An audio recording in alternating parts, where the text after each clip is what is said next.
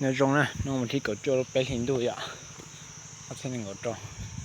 Cái bé tua sẽ thường đồ áp phong đặt tế nó nè. Cho nó chó áo ăn đầu ạ. Thầy không nên nó trên đầu nó. Nó đầu của mẹ nè. Trong đầu tế nhớ thân trong nó. Đầu của mẹ cho nó chọn đầu ta xem nè, chọn gì hả nào. Chọn hả nó in hả nó một lỗ cho lù nè, chọn hả nè. Hả nó một lỗ cho lù nè. Nó sẽ cho cái tí đó tổng đầu của nó. Cái tí đó tổng đầu nè. Thử tập ta liêu.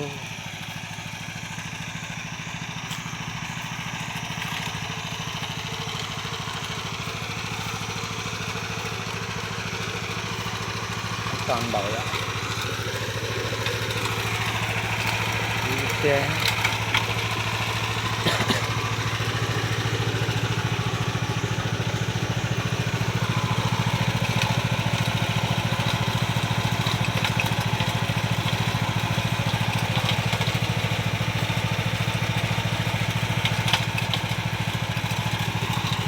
Cái là chụp cái xài, nó cái đấu nó chụp cho 5 bà nè. Nó nhớ trong được cái mua phần bà nè. Cái kim nó là. Tế đây nè, tế đây. Nó cho về nước tay mẹ về nó xỉ nè, cho 5 bà nhá cho phỏ để cho cú nè, cho cú xỉ khổ chá nó để nhớ cho họ nè.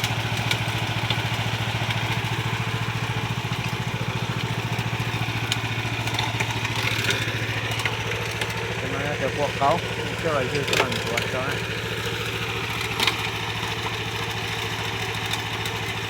sẽ được tới rồi đấy mình phải nó bán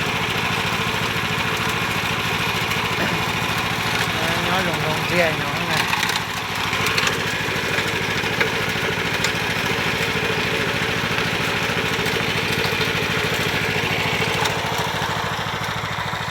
tao ôi nó này tôi ăn gì này tôi ăn gì cái tôi ăn gì